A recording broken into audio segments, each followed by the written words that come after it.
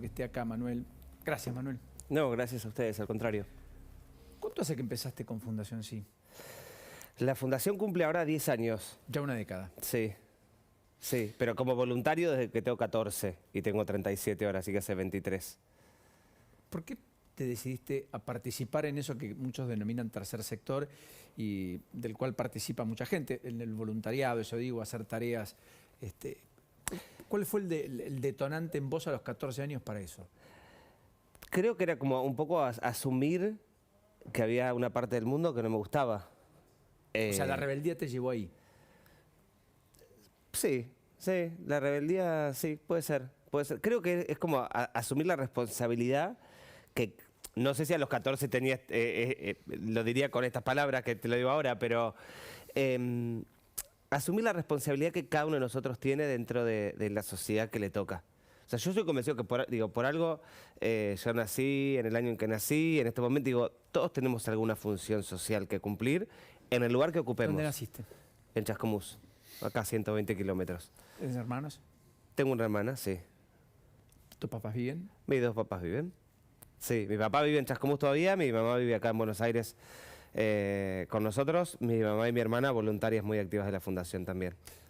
¿Terminaste el secundario y estudiaste una carrera? Claro, me vine de Chascomús para acá a estudiar abogacía, sí, estudié eso. ¿Serás lo que debo hacer o serás abogado? No fuiste abogado. Algo así. ¿Ejerciste? En realidad es loco, yo quería estudiar psicología. ¿En serio? Que de hecho algún día la estudiaré. qué no? Pero sentía que era muy sensible y que no iba a poder estar todo el tiempo escuchando los problemas de la gente. Y bueno, estudié abogacía y terminé, nunca ejercí y terminé escuchando los problemas de la gente igual. Así que no tengo el título, pero me siento más psicólogo que abogado.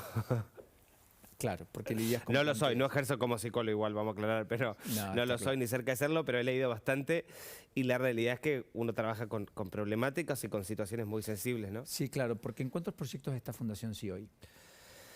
Nosotros tenemos toda la parte de calle, de las personas que acompañamos en situación de calle, todo lo que es la asistencia en centros comunitarios, a comedores, el acompañamiento de los chicos que ahí asisten, las residencias universitarias para chicos de las zonas rurales, que ya hoy ya hay 21 casas funcionando, donde los chicos viven ahí para poder estudiar, los chicos de las zonas más postergadas de la Argentina. Perdón, yo tengo muchos amigos que estudiaron en La Plata, en la sede del Club Universitario Florense, digamos, eran chicos de La Flor, en mi ciudad, Claro. que iban hasta La Plata y tenían un centro común donde todos se alojaban, convivían, etcétera, para poder estudiar, y eso hace 25 años, o sea, lo que me estás contando es, en todo caso, parte de lo que ocurría ahora más amplificado. Exacto. Sí, en un momento, inclusive muchos municipios, clubes tenían estas residencias. Exacto.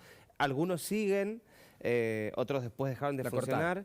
En nuestro caso, estas casas son gratuitas y están destinadas específicamente para aquellos chicos del interior que no tienen la posibilidad de venir y pagar una pensión o de pagar un alquiler.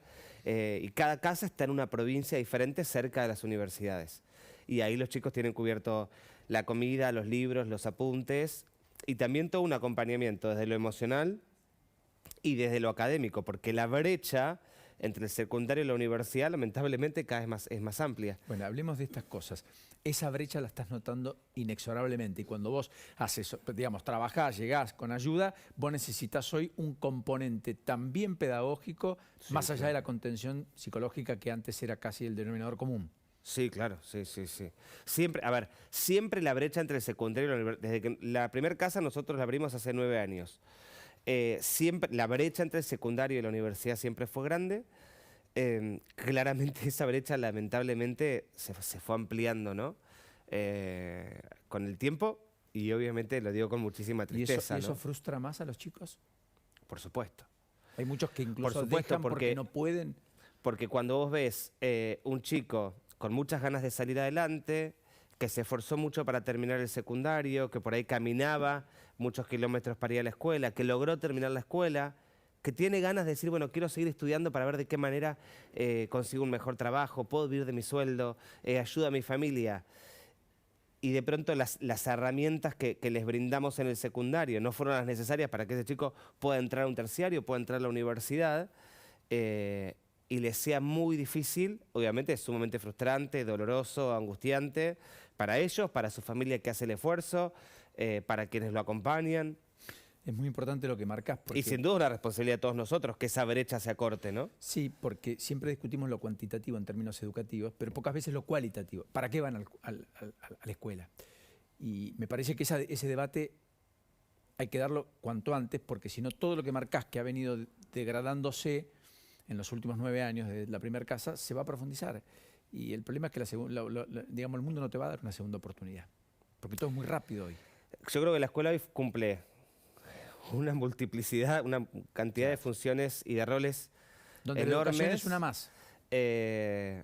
Pero claramente la escuela tiene que garantizar, entre tantas cosas que hace, que los chicos que egresan de esa escuela tengan las herramientas, ¿no? Que por algo la escuela es obligatoria, para que los chicos adquieran esas herramientas. Y se supone que si yo me juntara hoy con vos y vos me decís terminé el secundario, yo ya tendría que dar por hecho que vos todas esas herramientas las tenés. Y es lo que no necesariamente Y cuando uno se ocurre. encuentra con chicos que tienen un título secundario, oficial, avalado por los ministerios correspondientes, y no sabe la tabla del 2, y ¿Te ha no pasado? sabe la tabla del 2, ¿Te ha pasado? sí, por supuesto, Wow. decimos, ok, este certificado que dice que terminó el secundario es falso porque no acredita nada. Porque no acredita nada. Pero el chico hizo el esfuerzo, fue a la escuela, se levantó temprano, caminó los kilómetros que tenía que caminar, o sus papás laburó horas extras para poder comprar el cuaderno o lo que hiciera falta. Entonces me parece que ahí hay mucho trabajo por delante, por supuesto. Digo que ese claramente es uno de los grandes déficits de nuestro país. Y de nosotros como sociedad también. Yo eso lo recalco todo el tiempo, porque creo que todos tenemos alguna cuota de responsabilidad, que obviamente varía de acuerdo a qué rol ocupamos cada uno de nosotros ¿Vos crees que el muchos país. papás vamos al encuentro de la problemática educativa cuando la escuela está cerrada, cuando hay un paro, cuando no sabemos qué hacer con los chicos, etcétera?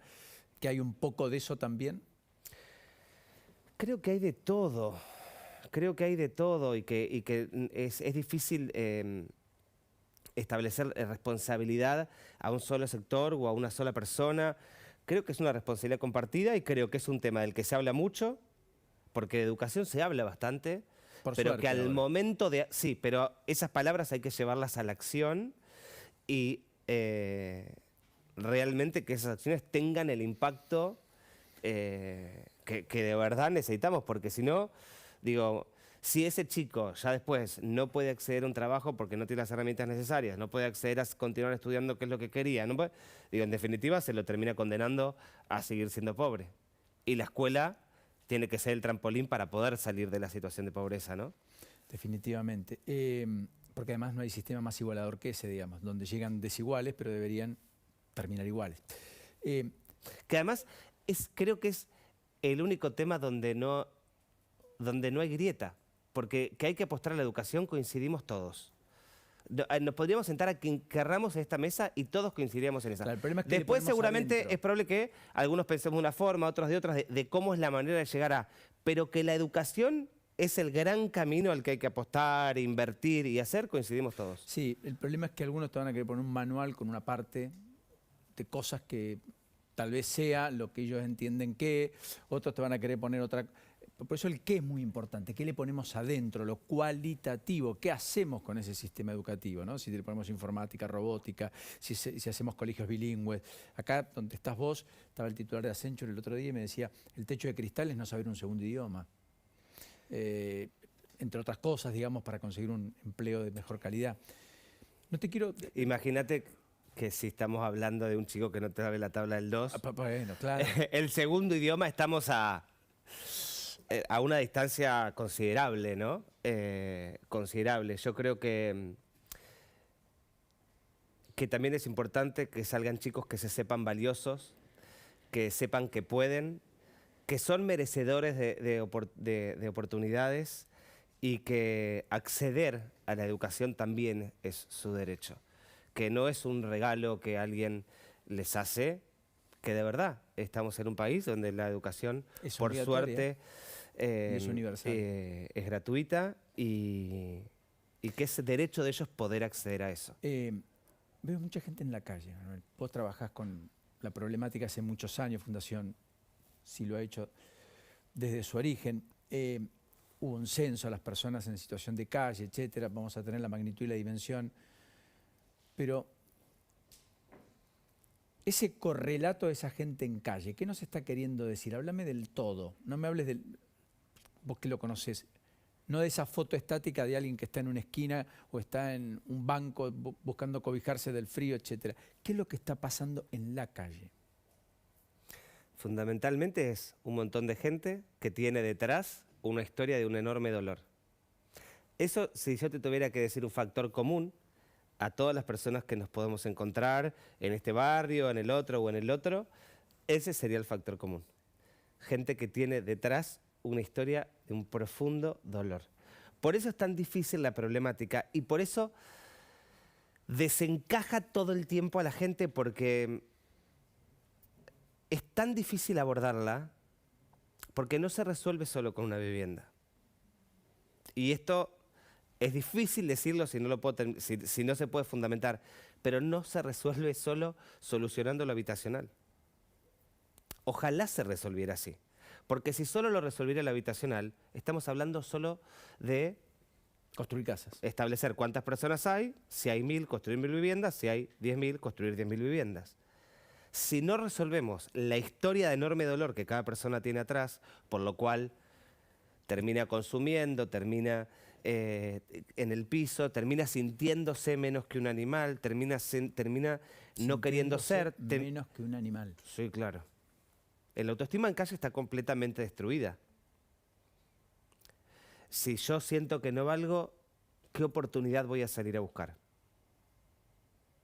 La gran parte de estas personas han sido víctimas de abandono, de violencia, de abuso. Eso es lo que sucede en calle. Podemos tener una visión, si querés, menos profunda y decir la adicción es la gran causa por la que hoy gran parte llega a calle. ¿Estaríamos mintiendo o no? Pero no estaríamos viendo el fenómeno en su Pero magnitud. falta. En realidad, la adicción surge porque hay un dolor que tapar. La adicción surge... Porque hay un dolor que tapar. La adicción, ¿qué hace? Tapa. Yo me abstraigo de la realidad que me duele, me abstraigo de la historia que me resulta tan desgarradora y no la puedo sobrellevar, que lo apago yéndome. Con alcohol, con paco, con merca, con lo que querramos. Por eso es tan difícil el proceso de recuperación de un adicto. Porque lo que hay que hacer es lograr sanar y reconstruir toda esa historia que duele tanto, ¿no? Si a eso le sumás que la mayoría están muy solos y que en muchos casos de los vínculos que había, en esos vínculos que eran los afectivos, los sanguíneos, se encontraba o el maltratador, o el que abandonó, o el que abusó, imagínate lo difícil. Por eso es tan clave el rol de los voluntarios que acompañan. ¿Cuántos tenés hoy? ¿Cuántos son? Hoy somos, debemos estar en 3.000 voluntarios en todo el país. ¿Cuántos? ¿3.000? Pero faltarían muchos más, ¿eh? ¿Dónde se pueden inscribir? De hecho... Fundación Sí en la página. fundacionsi.org.ar. Para recorridas hace falta un montón de gente, así que el que nos esté escuchando, no hace falta tener experiencia previa. Hay que animarse, a la gente le da miedo. Vengan, nadie sale solo, salen siempre con un voluntario con experiencia, les vamos explicando de qué se trata, cómo es el abordaje. Y sabes que generalmente la primera recorrida de cada voluntario nuevo, más allá de que por supuesto es movilizante, todos están como, ay, nos recibieron re bien, ay, nos estaban esperando. Y hay tanto desconocimiento sobre esa problemática, y cuando uno pasa de ser una persona a la que por ahí, por desconocimiento, porque el desconocimiento genera miedo, se cruzaba la de enfrente, a terminar sentado charlando de la vida, creo que eso acerca mucho a las partes y ayuda a que la persona pueda empezar lentamente a ir reconstruyendo esa autoestima y esa historia, ¿no? Que le permite volver a estar de pie. Definitivamente. Manuel, lo último, ¿ves cada vez más jóvenes en esa situación? En los últimos 10 años eso se notó mucho, sí. ¿Crees que ha sido un denominador Nosotros bastante... arrancamos en las recorridas en el 2009 y el promedio de edad eran mayores de 50 la mayoría. Hoy hay muchos chicos, inclusive más jóvenes que yo, de 20, de 22, de 23. Y a su vez no son los más jóvenes, que eso es desgarrador, sino que consumiendo drogas que generan un deterioro mucho más rápido y que también hacen más difícil el acompañamiento, porque no están siempre en el mismo lugar. Entonces, como todas las noches terminan durmiendo de acuerdo a cómo les pegó, dónde caen, hacer un seguimiento es dificilísimo, porque hoy durmieron en Palermo, mañana durmieron en Belgrano y pasado en Caballito. Entonces, ¿cómo haces el seguimiento a esa persona que siempre duerme en lugares diferentes, no? Muchas gracias, Manuel. No, gracias a ustedes. Admiración y gratitud. Bueno, gracias a todos, porque es el trabajo de los 3.000. Sí, en vos, a cada uno de los 3.000. Y no solo los 3.000 de Fundación Sí. De tantas otras que hacen un montón. La inconmensurable cantidad de personas que a lo largo y ancho de la Argentina, algún momento de su día en la semana, lo destinan a hacer algo por el otro. Así es. Gracias. Gracias. Hasta la próxima. Placer. Guarda es la